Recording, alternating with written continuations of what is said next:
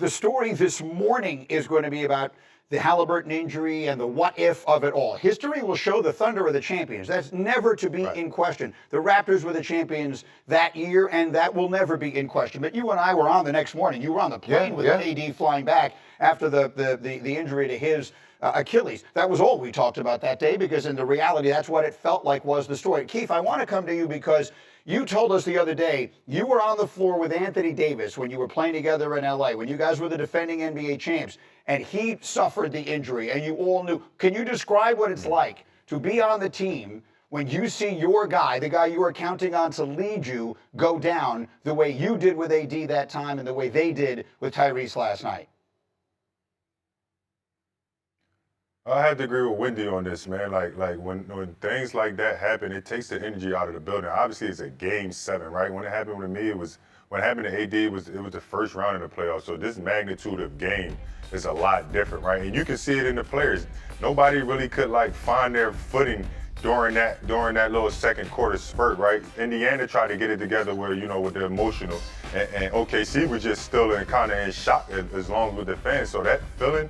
It kind of slowed the game, right? And not to take anything away from OKC, but I feel like, man, we were cheated out of a classic, man. It's hard to watch, Haliburton go down with how good he was playing to start the game off, man. It was one of those things where, as a fan of the game, just felt like we was cheated out of the classic. And not to take nothing away from OKC, they had a great season, they was having a great game, but the way the game looked like it was going to go down to the wire, man. And I just want to say, sorry to Haliburton, man. You had a great season, brother, and you just got to keep pressing forward, man. Yeah, when he came down the tunnel limping, he was crying.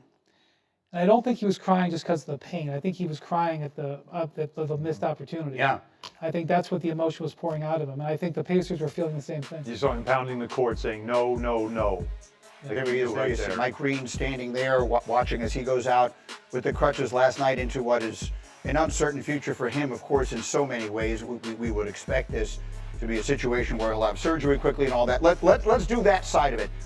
There is nothing to be taken away from the Thunder. No one is doing that here. They are the champions. They deserve to wear that crown, and they will wear it until next year at minimum, and we'll talk about the possibility that this could be the beginning of something special. But let's hear from the Indiana side of it. Here, starting with Rick Carlisle on their emotions when they saw Tyrese go down. What happened with Tyrese is just all of our hearts dropped. But he will be back. Obviously, it hurts. It hurts because we couldn't get it done, and I wanted so bad for him, and just because I know that, he gave us everything, everything he had, and it just hurts that he he couldn't see it through with us. We need a tie out there, and he's been good for us all year, and for him to go down, getting a game like that, it's like it sucked the soul out of us. I ain't gonna say out of everybody, but I don't want to feel like I played good because I was thinking about it the whole day, and I felt like it was my fault. You were there, and you were telling me as we were talking before the show this morning, you saw some of the front office people and everything like that. I mean, just the devastation. Look, whoever lost this game, I watched the whole pregame show. Guys were great last night, first on ESPN, then on ABC, talking about the devastation of losing this game. Bob Myers, in particular, was talking about having been on the losing end of the last Game 7 we had in the NBA Finals. He said, this game is going to end with both sides crying, one of the happy tears and the other. You don't foresee something like this. But the point is that I wanted to make, because you brought it up to me this morning, Haliburton played knowing about these risks, right? He talked about this a lot before Game 6. Yeah, he was asked, do you think this is smart? Because this was an injury. Look, there were 23 documented cases of calf strains in the NBA this year. 22 players missed time.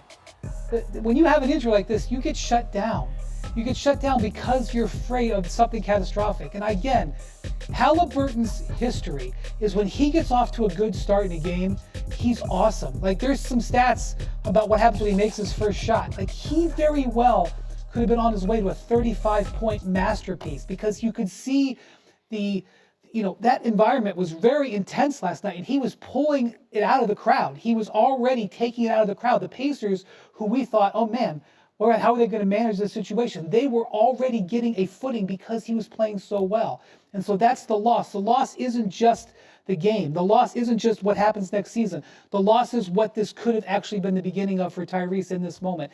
And as he's pounding the court, all of that is on his mind. When he's saying no, no, no, he's not just reacting to the injury. He's reacting to the fact that he felt the hot hand. He felt what was going. He was going to the basket to score again because they were closing out that play. He's driving to the basket because in the huddle, right before that, Daigneault is telling his team, get up on Haliburton. Get up on Haliburton. I don't care if he's 5 feet back. He drove because they were closing out on him. He's like, here I go. Now I'm going to cook him driving to the basket. And so all of that is why it creates such a visceral reaction. And by the way, I don't think it's comparable to KD because the KD injury, while devastating, the Warriors are down 3-1 in that series. Yeah. This is game 7. He's on the way to potentially the moment of his life here. Yeah, different magnitudes, different stories.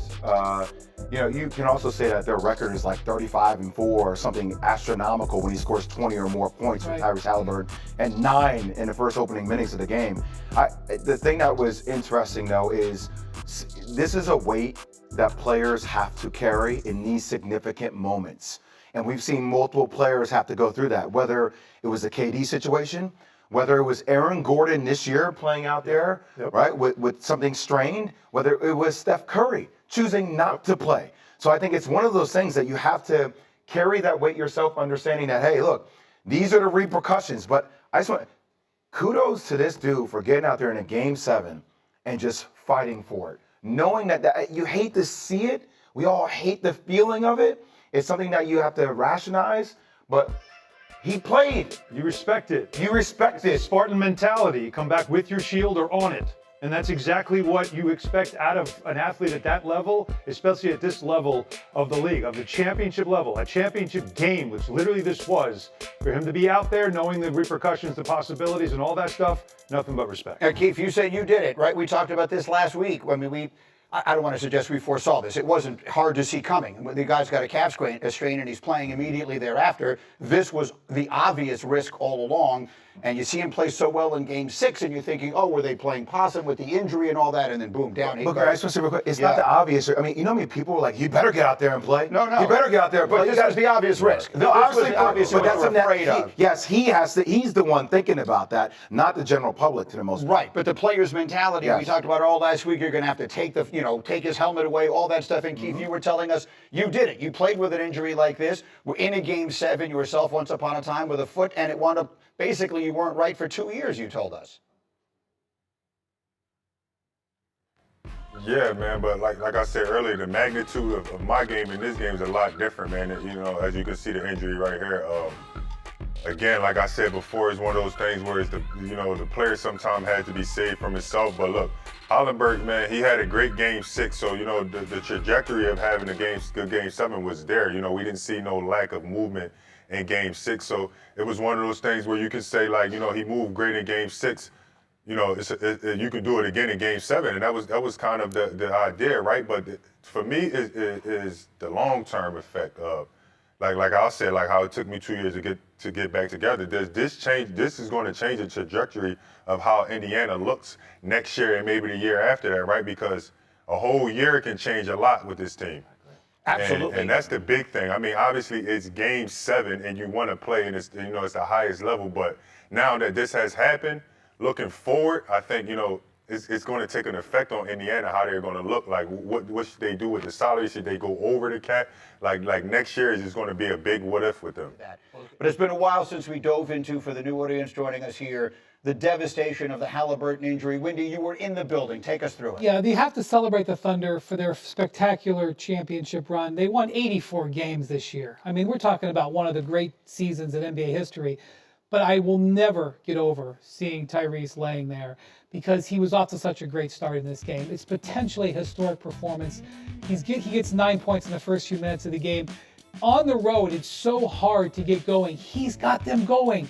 He's feeling it. He's got Mark Daigneault on the bench yelling to his team, you've got to close out on Haliburton. He's hot. That's what was happening there.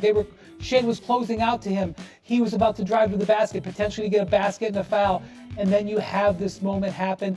It's going to be, fair or not, one of the great what-ifs we always remember because of how gutting it was. As a former player, and we've seen this multiple times, seen it with KD, we've seen it with Jason Tatum, we've seen it with Dame.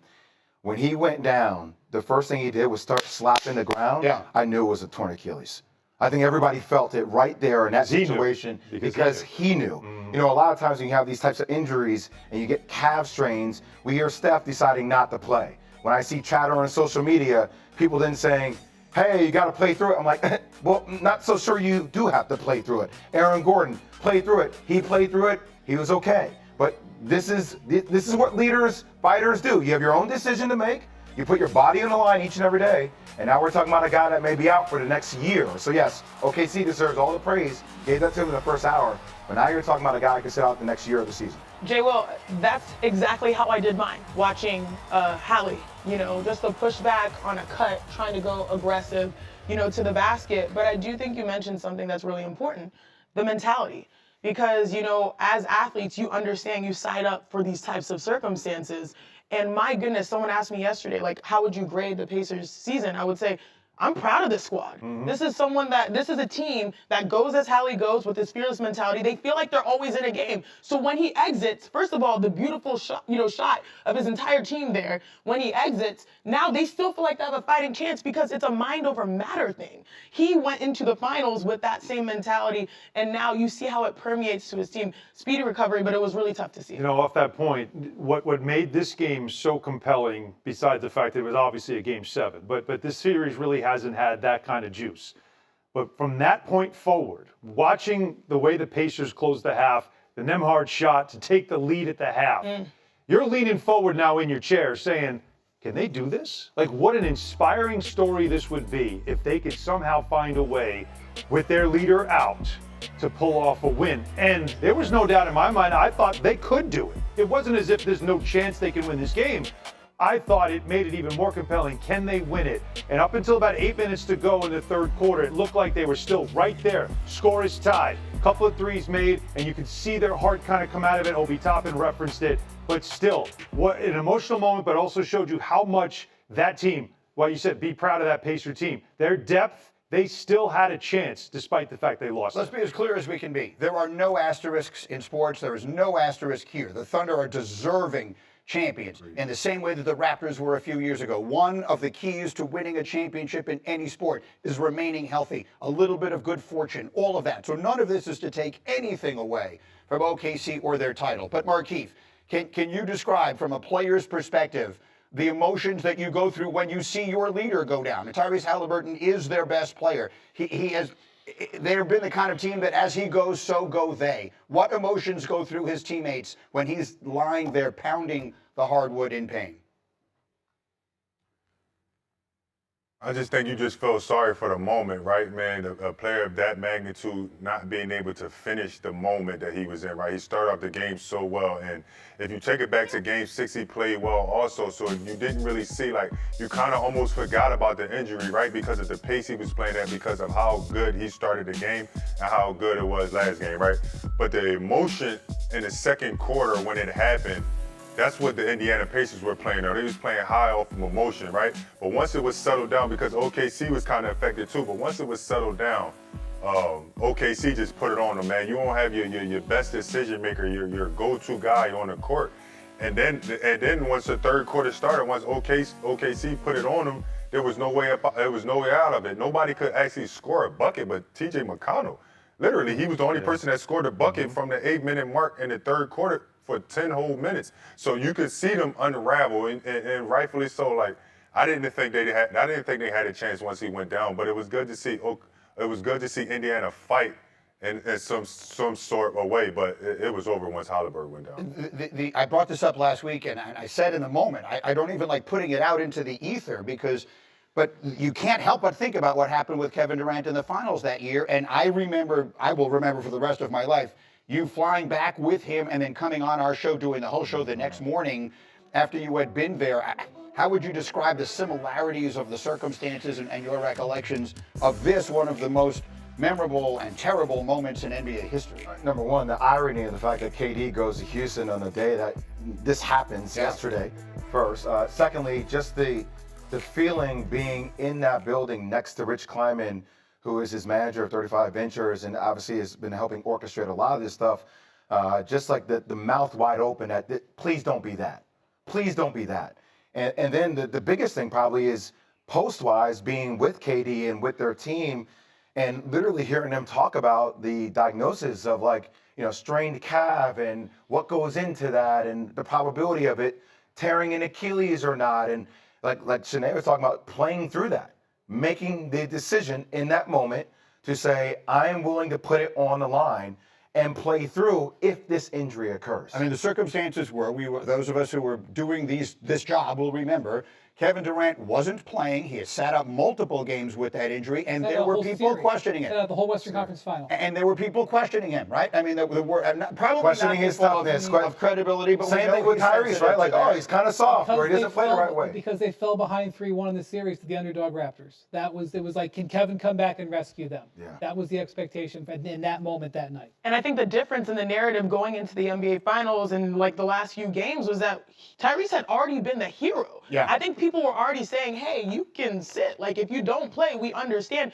because you're learning from the past and watching from instances of Kevin Durant, which is why I commend him for pushing through, because he understood I would not be able to live with myself with a shot at an NBA championship, knowing that how he started the game was sensational. Like, he felt like he was so close. And I'm not going to lie, for Game 6, a lot of us were like, we don't think this team can do it with him less than 100%. And how did he produce? They played like one of their best games we've seen this season. So I think it's a tough turnaround. And he played 24 minutes in that game, too, so I feel like he got ample rest. Look, I mean, these are the things that happen, unfortunately, and it will be part of the history of this game forever. But the Thunder are the champions, and that doesn't change. We have much more on them.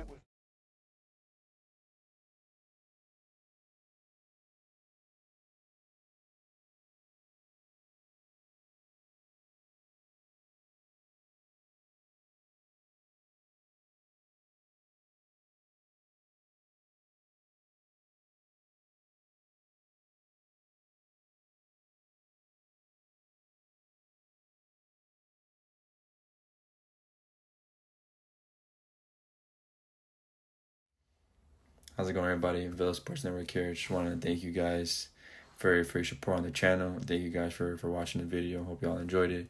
Also want to kind of remind you to don't forget to leave a like on the video, subscribe to the channel, and leave a comment on the video if you like as well. But regardless of the fact, thank you again for your support, and hope to see you on the next video.